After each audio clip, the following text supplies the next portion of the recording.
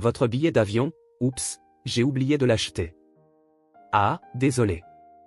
Quand j'ai dit à mon chef que j'étais le seul sans billet d'avion pour le voyage d'entreprise, c'est là que tout le monde autour de nous a commencé à rire.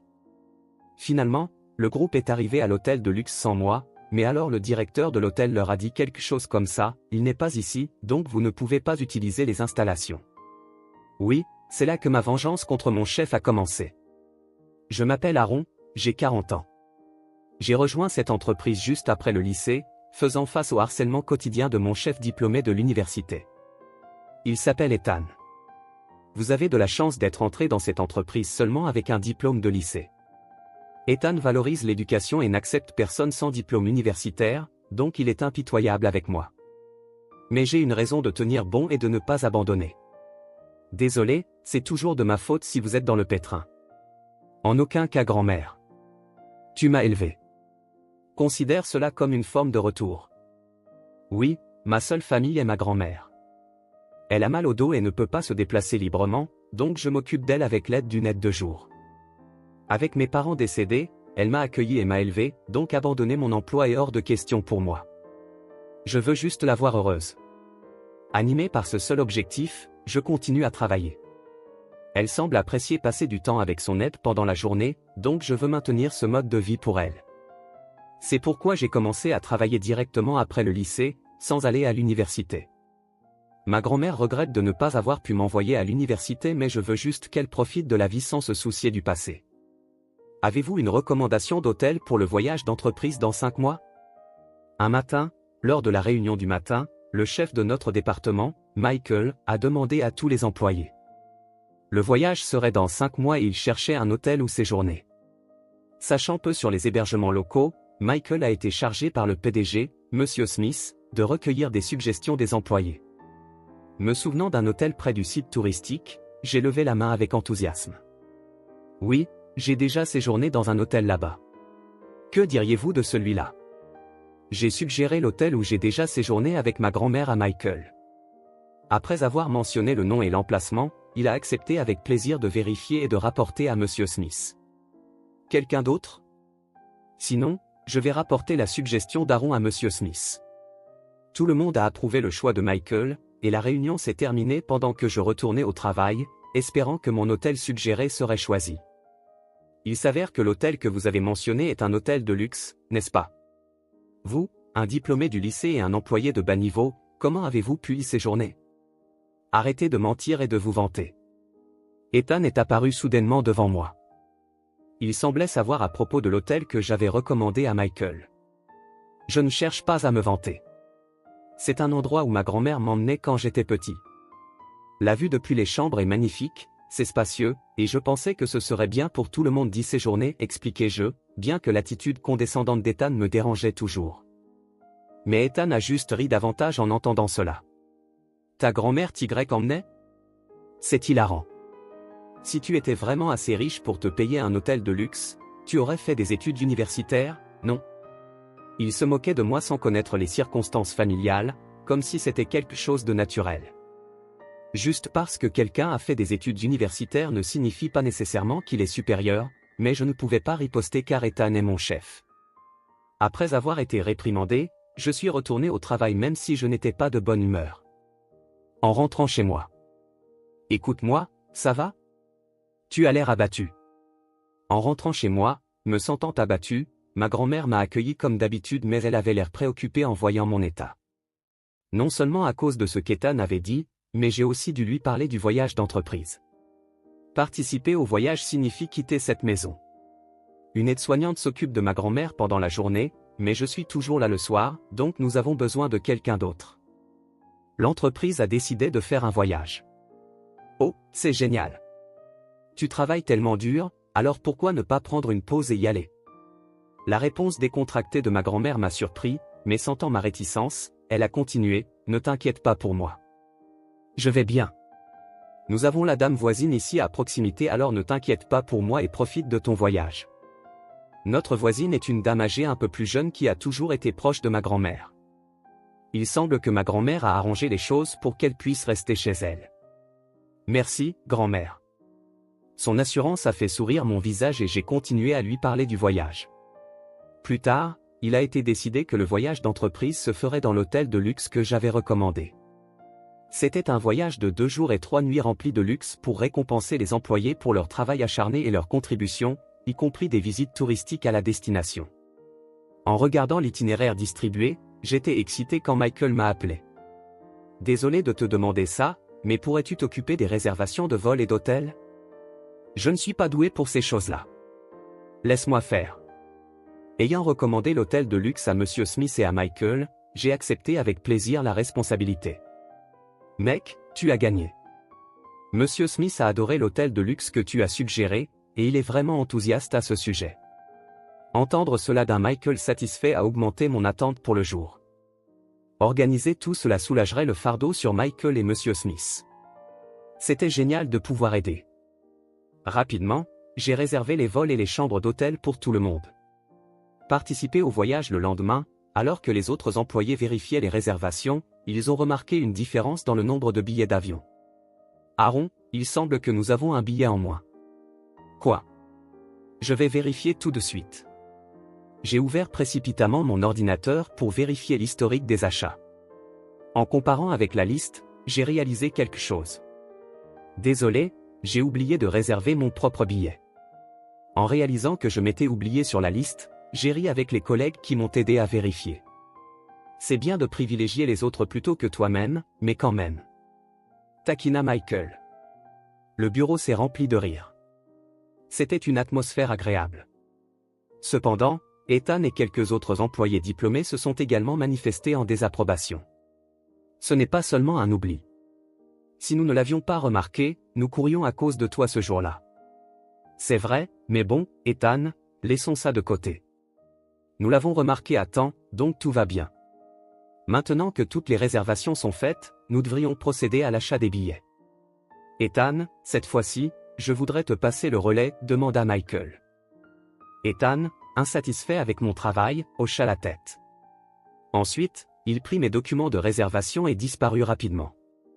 À ce moment-là, pour une raison quelconque, j'ai eu un mauvais pressentiment. Surtout parce qu'Ethan semblait peu convaincu, mais bien sûr, il ne saboterait pas un événement important comme le voyage d'entreprise. J'étais complètement imprudent. Prends soin de toi et amuse-toi. Merci, mamie. S'il te plaît, Suzanne, prends bien soin de ma grand-mère pour moi. Et puis, le jour du voyage d'entreprise est enfin arrivé. Avec ma valise à la main, j'ai dit au revoir à ma grand-mère et à notre voisine Suzanne et je me suis précipité vers l'aéroport. J'ai décidé de profiter des 2 nuits et 3 jours à venir comme une récompense pour mon dur travail. En arrivant à l'aéroport en taxi, j'ai vu que quelques collègues étaient déjà arrivés. Ethan distribue les billets d'avion, m'a dit un autre employé.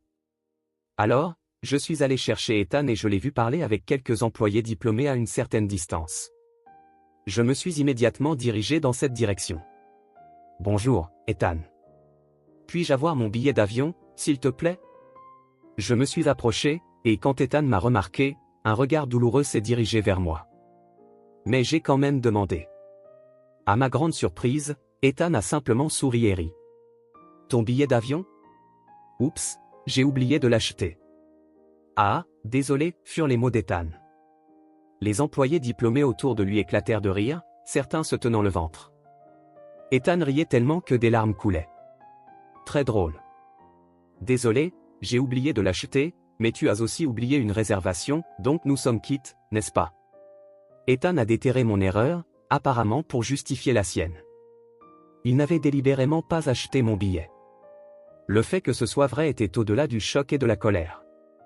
J'avais atteint ma limite de tolérance, apparemment plus que je ne le pensais. Enfin, j'ai explosé de colère face au harcèlement d'Ethan même à un moment comme celui-ci. J'ai compris. Dans ce cas, je vais annuler mon voyage immédiatement. Annuler? Tu es arrivé jusqu'ici, et tu vas annuler? Tu peux acheter un billet le jour même, non? Qui achèterait volontairement son propre billet alors qu'il devrait être couvert par l'entreprise? Même si je l'achetais, avec Ethan autour, il trouverait certainement des moyens de me harceler à destination. C'est exactement ce qu'il prévoit. Il m'a regardé comme s'il avait gagné, donc la meilleure action pour moi était de ne pas participer au voyage. Bien sûr, la raison de mon choix deviendrait claire plus tard. Cela peut sembler que j'abandonne, mais en réalité, c'est un retrait stratégique. Je n'ai aucun désir d'acheter un billet le jour même pour participer à ce voyage. Sachant à quel point Ethan et les autres ne m'aiment pas, je préfère me retirer gracieusement. Je pensais que tu supplierais pour participer, mais c'est décevant. Ne t'inquiète pas, nous allons profiter du voyage pour toi. Reste juste et prends soin de ta grand-mère. Peut-être devrais-tu envisager une reconversion en aide-soignant, n'est-ce pas? Les paroles d'Ethan ont de nouveau provoqué une vague de rire. D'autres passagers et employés arrivant à l'aéroport semblaient gênés par Ethan et son groupe, mais ils ne s'en souciaient pas. Ne supportant pas d'être près de personnes aussi insensibles, je me suis retourné. Michael et Monsieur Smith ne sont pas encore arrivés, alors dis-leur que j'annule. Adieu. Bien sûr, à plus tard, répondit Ethan. Après avoir informé le groupe bruyant, je quittai l'aéroport. Qu'est-il arrivé à Aaron? Plus tard, pendant l'appel de présence, Michael, remarquant mon absence, demanda à Ethan. Aaron a dit qu'il se sentait soudainement mal et est rentré chez lui. Vraiment? J'espère qu'il va bien. On dirait que tout le monde est là alors. Après l'appel de présence, tout le monde embarqua dans l'avion sous la direction de Michael. Peu de temps après, l'avion décolla et arriva en toute sécurité à destination, un point touristique populaire. Pendant ce temps, je suis rentré chez moi avec mon bagage à main, je l'ai mis de côté et je suis allé rendre visite à notre voisine Suzanne. Tu ne devrais pas être en voyage d'entreprise. Suzanne fut assez surprise de me voir revenir, et quand je lui ai dit que je suis rentré parce que je me sentais mal, elle s'est montrée extrêmement inquiète. Son inquiétude, ainsi que celle de ma grand-mère, qui m'ont suggéré de me reposer immédiatement, m'ont réconforté. J'ai des gens qui se soucient de moi ainsi dans ma vie quotidienne. Mais en réalité, je n'étais pas malade, je n'ai tout simplement pas pu supporter le harcèlement d'Ethan et je suis rentré chez moi. Je ne voulais pas leur causer de soucis inutiles. En jetant un coup d'œil rapide à la montre de Suzanne, j'ai réalisé qu'à cette heure-là, Ethan et les autres devaient être arrivés à destination. En pensant à eux s'installant à l'hôtel de luxe que j'avais recommandé jusqu'à ce soir, je n'ai pu m'empêcher de sourire pour moi-même. Je souriais secrètement sous la couverture que j'avais empruntée à Suzanne, sans qu'elle ni ma grand-mère ne s'en rendent compte. Avant que je m'en rende compte, la nuit était tombée et tous étaient arrivés à l'hôtel de luxe. En regardant cet impressionnant hôtel de luxe, les attentes des employés qui avaient tant apprécié le lieu touristique avaient encore augmenté. En y réfléchissant, c'était Aaron qui avait réservé cet hôtel de luxe. Dire que la réservation du groupe devait être à son nom devrait fonctionner, non? Ethan dit cela à Michael et le suivit jusqu'à la réception. En donnant le nom de l'entreprise, ils ont vérifié la réservation. Qui d'entre vous a la carte de membre? Carte de membre? Confus, Michael et Ethan ont penché la tête pendant que la réceptionniste expliquait. Notre hôtel accepte les réservations et les séjours des clients qui ont une carte de membre. Pour un groupe, la personne ayant effectué la réservation est généralement le représentant et son nom est sur la liste. Nous avons laissé la réservation à notre employé Aaron, donc elle devrait être à son nom, non? Michael, réalisant qu'il pourrait ne pas pouvoir rester sans la carte, commença à montrer des signes de panique. Pensant que mentionner mon nom pourrait aider, puisque j'avais fait la réservation. La réservation est listée mais où est Monsieur Aaron Brown? De toute façon, sans présenter une carte de membre, vous ne pouvez pas utiliser notre hôtel. Aaron s'est soudainement senti mal et n'a pas pu venir, donc nous n'avons pas sa carte de membre. Ethan a également commencé à montrer des signes de panique, sa voix de frustration se répandant parmi la foule autour. Les employés regardaient anxieusement Michael et Ethan. Excusez-moi, mais appelez le directeur ici. Je vais lui parler. Entendant les paroles d'Ethan, la réceptionniste échangea avec le directeur. Je suis le directeur ici. J'ai vérifié à nouveau, mais sans Monsieur Brown, qui a fait la réservation, vous ne pouvez pas rester. L'hôtel a réitéré qu'il ne pourrait pas rester selon la liste des réservations. Cependant, Ethan était encore plus irrité et a menacé, appelez le PDG ici.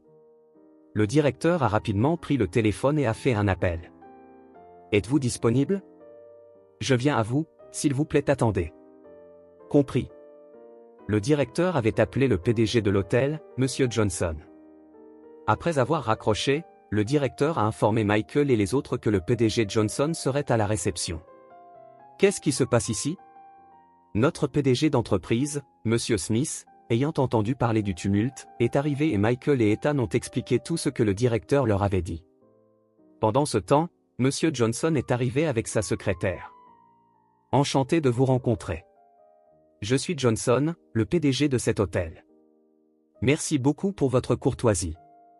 Tout le monde a avalé sa salive en voyant les deux PDG se rencontrer, indifférents à l'atmosphère tendue.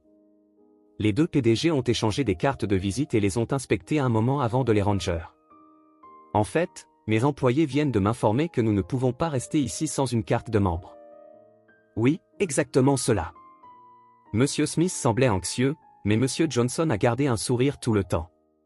Alors qu'Ethan devenait de plus en plus méfiant, Monsieur Johnson s'apprêtait à faire une révélation choquante.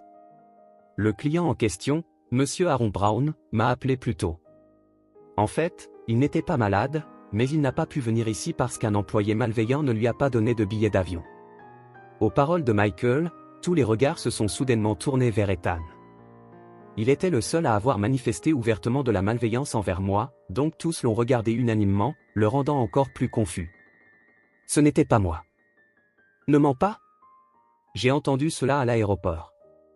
Ethan a dit qu'Aaron avait oublié d'acheter son billet, c'est vrai, Ethan? Monsieur Smith a confronté Ethan, qui semblait hésitant, regardant autour de lui en panique pour de l'aide. Mais avec des témoins présents, personne n'a défendu Ethan. Même les employés diplômés ont prétendu ne pas le connaître. Ethan, visiblement frustré, a finalement avoué la vérité. Ce n'était qu'une blague légère. Il n'est qu'un diplômé du secondaire et essaie toujours de se démarquer de moi, un diplômé universitaire. Je ne supportais pas l'idée qu'il participe au voyage d'entreprise, donc Ethan a admis qu'il n'avait pas délibérément acheté mon billet d'avion. Monsieur Smith a réprimandé sévèrement Ethan pour ses actions. Que as-tu fait? Tu as ruiné notre voyage tant attendu. Cela signifie que nous devrons dormir à la Belle Étoile le premier jour? Ne vous inquiétez pas, Monsieur Smith. À titre exceptionnel, nous vous permettrons de rester cette nuit sans carte de membre. J'ai une relation de longue date avec Monsieur Brown, donc je ne peux pas laisser vos collègues dormir dehors. Merci, vous nous avez sauvés. Tout le monde était soulagé de la considération de Monsieur Johnson. Maintenant que tout le monde savait que moi et Monsieur Johnson étions des connaissances, Ethan a passé la journée calmement, un changement par rapport à son comportement habituel. Merci pour votre coopération. De rien. S'il vous plaît, ne vous inquiétez pas pour cela. Veuillez transmettre mes salutations à Dorothy. Après que tout le monde se soit installé à l'hôtel, Monsieur Johnson m'a appelé et j'ai exprimé ma gratitude en entendant ce qui s'était passé. Monsieur Johnson était un vieil ami de ma grand-mère et avait été proche de nous pendant de nombreuses années. Depuis que ma grand-mère s'était blessée au dos, je n'avais pas pu le visiter ni utiliser l'hôtel. Quand j'ai mentionné l'introduction de l'hôtel pour le voyage d'entreprise, il était très heureux et attendait avec impatience de me voir. Mais malheureusement, les choses se sont terminées ainsi, me laissant indifférent. J'ai promis de le visiter à nouveau avec ma grand-mère et j'ai raccroché avec Monsieur Johnson. Ensuite, tout le monde est revenu en toute sécurité du voyage d'entreprise, mais Ethan a été sévèrement réprimandé par Monsieur Smith et Michael. Sa négligence délibérée dans l'achat de billets d'avion pour d'autres employés et le harcèlement envers moi et d'autres diplômés du secondaire ont été révélés, conduisant à sa mutation. Après sa mutation, j'ai entendu dire qu'Ethan avait été transféré dans un appartement où le chef de département semblait être un homme très strict, et il devait être discipliné tous les jours. J'espérais qu'il en tirerait des leçons et cesserait de juger et de harceler les gens en fonction de leurs parcours éducatifs. Si vous avez apprécié cette histoire émouvante, laissez un like et passez une bonne journée.